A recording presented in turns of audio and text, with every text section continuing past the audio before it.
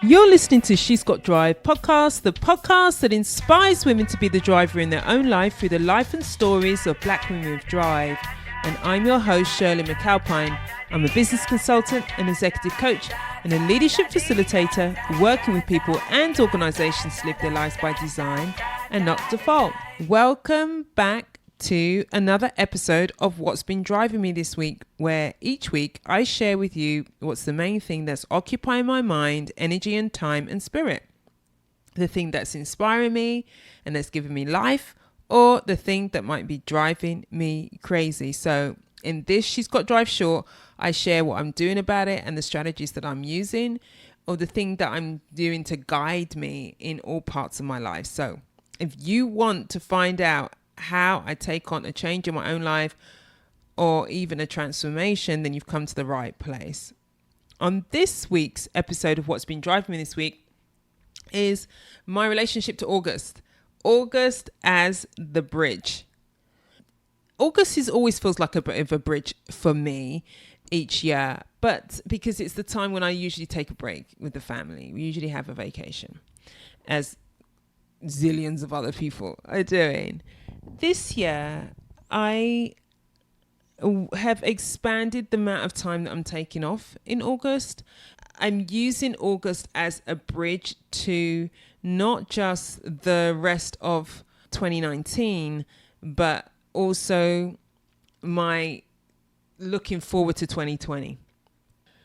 I wanted to share with you what August as the bridge means to me in this episode of What's Been Driving Me. So that's what this episode is going to be about.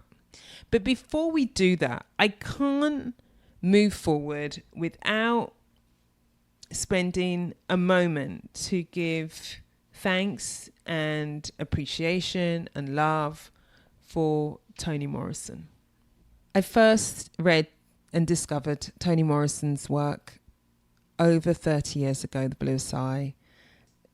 It had such a profound impact on me. Then I went on to read Song of Solomon, Sula, and then as any books came out, Beloved, Jazz, I would just continue reading her work and following her wisdom. And so we sadly have lost her to this planet, but her work continues and her legacy continues and her iconic work continues and her inspiration and her power, her activism, her love, her wisdom for us. And so I wanted to just share one quote from Song of Solomon because it speaks to, I think, some of the essence of many of the conversations or the lessons or the wisdom that comes out, and She's Got Drive, and about us, our relationship to ourselves, you know. So this is from Song of Solomon. So I wanted to share that with you in tribute to Toni Morrison and just in deep appreciation for all that she's given all of us. And I'm just really present to what she gave me and the impact she had when I first read her work. You can't own a human being. You can't lose what you don't own. Suppose you did own him. Could you really love somebody who was absolutely nobody without you? You really want somebody like that? Somebody who falls apart when you walk out the door? You don't, do you? And neither does he. You're turning over your whole life to him, your whole life, girl, and if it means so little to you that you can just give it away, hand it to him, then why should it mean any more to him? He can't value you more than you value yourself. That line, he can't value you more than you value yourself, is such a powerful line for many of us when we read it, because really we need to value and love ourselves more. And the self-love, you know, enables us to then find someone who's going to love us as we deserve to be loved, you know. So I am so powerful. There's so many more, you know, and maybe in the next couple of episodes I'll just kind of share Toni Morrison quotes because she was so wonderful and so impactful. So rest in power, rest in peace, our goddess. I'm just so grateful. So let's move on to August as the bridge. And what does that mean for me? I'm spending this time in August in a particular way. And what I'm doing with this month is, as I said, I'm getting ready for the last quarter. I'm getting ready for 2020. I'm really starting to look like there. And there are a number of things that I'm doing in this break. So the break is really, first and foremost, I'm not having any client work. I do have to tap into my emails from time to time to keep track because I run my own business. You know, no one else is doing that. So I have to do that. But I don't have any client facing work. I'm on vacation with my family. I'm taking a break. I am resting. I am going on dates with Dan. I am being with my beautiful family. We're spending a lovely time together.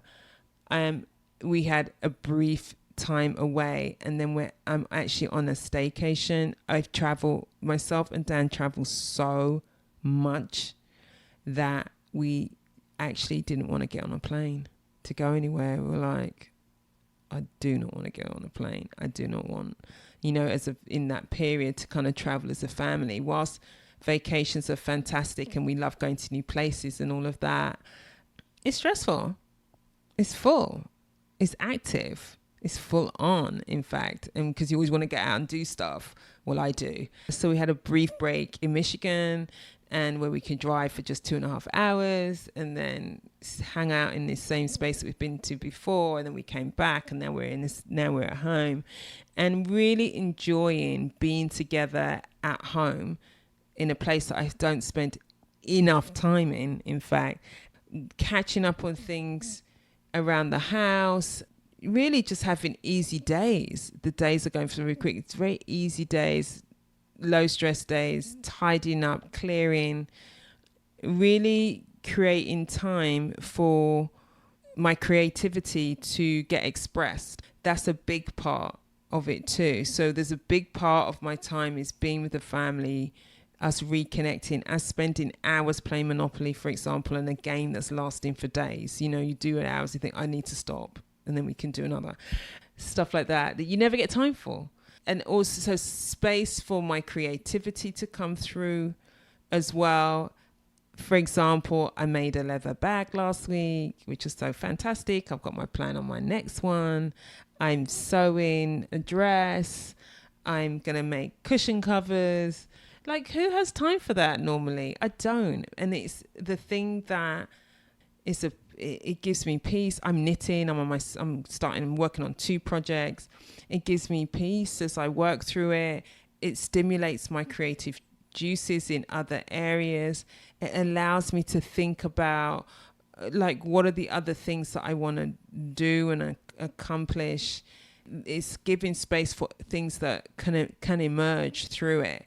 When I can just be in the space of creativity, I'm taking photos again. I haven't done that for a long while. So I've got my big camera out. So there's so much that's getting generated in giving space. And of course, I'm exercising. And as I'm increasing my exercise, I had a target of six sessions a week, 4 strength sessions and at least 2 running, but I'm running 3 times a week. So I'm increasing to my 4 strength sessions starting this week, accomplishing my goals around my exercise. So there's a lot there that I'm doing, meeting up with friends.